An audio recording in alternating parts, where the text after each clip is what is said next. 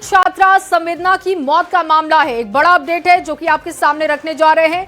SIT ने बढ़ाई संदिग्धों की लिस्ट। एसआईटी की तरफ से ये साफ कर दिया गया है कि संदिग्धों की लिस्ट हम बढ़ा रहे हैं। दरअसल डीएनए सैंपल लेने वाली जो लिस्ट है उसकी लिस्टिंग अब बढ़ चुकी है। जो नंबर है वो भी बढ़ा दिए गए हैं। 25 लोगों का ब्लड सैंपल लिया जाएगा, ये एसआईटी की तरफ से जानकारी दी गई। और एसआईटी ने बढ़ाई संदिग्धों की लिस्ट। डीएनए सैंपल लेने वाली लिस्ट बढ़ा दी गई।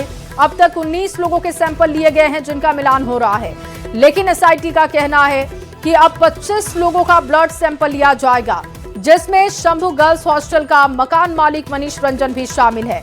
मनीष रंजन फिलहाल बेऊर जेल में बंद है। एफएसएल की टीम ने एसआईटी और मजिस्ट्रेट की मौजूदगी में मनीष रंजन का सैंपल भी ले लिया है। दरअसल फॉरेंसिक रिपोर्ट में छात्रा की बॉडी में सीमेन मिलने की पुष्टि हुई थी और इसके बाद रेप की आशंका बढ़ चुकी है। अब पुलिस ने जांच कर कुल 19 लोगों के डीएनए सैंपल ले लिए हैं और ये ताजा अपडेट भी आपको दे रहे हैं कि 25 लोगों के डीएनए सैंपल लिए जाएंगे। ब्लड सैंपल लेकर मिलान डीएनए से इसका किया जाएगा। जांच का दायरा अब विस्तृत किया जा रहा है। 25 लोगों का ब्लड सैंपल लेकर डीएनए से मिलान होगा। नीट छात्रा संवेदना की मौत का ये मामला है। एक एक करके राज खुल रहे हैं, तो अब जांच का दायरा भी बढ़ रहा है। तो नीट छात्रा मौत मामले में एसआईटी जिन युवकों के डीएनए जांच करवाने को लेकर गर्दनीबाग अस्पताल पहुंची, उन युवकों के साथ मृतक छात्रा के मामा भी शामिल हैं।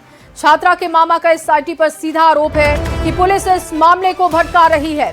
परिवार और उनके करीबियों से ही अब तक डीएनए जांच के लिए ब्लड सैंपल लिए जा रहे हैं, जबकि हॉस्टल संचालिका के दोनों बेटे के अलावा हॉस्टल से जुड़े लोगों के ब्लड सैंपल नहीं लिए गए। पुलिस से जब हम लोग पूछते हैं कि ऐसा क्यों किया जा रहा है, तो पुलिस कहती है कि उन लोगों के ब्लड सैंपल क्यों ले। मृतक छात्रा के मामा से बात की है संवाददाता अमित कुमार ने। ये पूरी बातचीत आपको सुनवाते हैं। किस बात को लेकर के रोष है, क्या आप लोगों का? ये पूरी तरह प्रताड़ित किया जा रहा है। परिवार वालों को इस तरह प्रताड़ित किया है, किसी तरह केस वापस ले ले। कब प्रशासन का कब रवैया हम देखें कि अपराधी को ढूंढ रहे हैं। अपराधी तो हम लोग को बनाया जा रहा है। परसों रात में 12 बजे को हम रात में 12 बजे हम लोग को कॉल आता है कि आपको बुलाया जा रहा है पतियामा। रात में 12 बजे, दिन नहीं होता। जब इतना ही शक था आपको, रिलेशन आप पूरा घोल के पी गए। रिलेशन को पता नहीं है कि क्या मतलब मामा भांजा में रिलेशन क्या होता है, पिता और बेटी में रिलेशन क्या होता है, भाई बहन में रिलेशन क्या होता है, सारा घोल के पी गए हैं।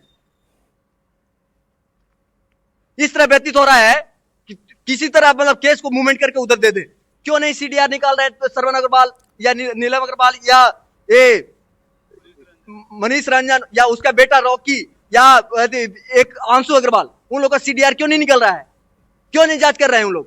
मृतक के मामा है, सीधे तौर पे उनका कहना है कि एसआईटी जो है वो अपने ही जो परिवार के लोग हैं उनके इर्द गिर्द जो है जांच का दायरा रखे हुए है। परिवारजनों को परेशान किया जा रहा है। जिन लोगों ने सहयोग किया अस्पताल में इलाज के दौरान मृतका के परिजनों को, उनको प्रताड़ित किया जा रहा है। जबकि जो मृतक हैं, जिस हॉस्टल में रहती थी, जहां वो बेहोश हुई, वहां के संचालक और उनके जो रिश्तेदार हैं उनसे अब तक पूछताछ तक नहीं की गई है। और इसी को लेकर के एसआईटी पर एक बार फिर से परिजनों ने सवाल खड़े किए हैं। पर देखना होगा कि एसआईटी के इस पूरे रवैये पे पुलिस अधिकारियों का क्या कुछ कहना होता है, वो कहते भी हैं कुछ या नहीं। अमित कुमार, न्यूज़ 18 पटना। और वहीं पटना में जहानाबाद की नीट छात्रा के साथ कथित दुष्कर्म और उसकी मौत का मामला सुलझने की बजाय और उलझता जा रहा है। अब पुलिस इस पूरे प्रकरण में पॉक्सो एक्ट लगाने की तैयारी कर रही है। इसकी वजह यह है कि घटना के समय छात्रा की उम्र 18 साल से कम बताई जा रही है।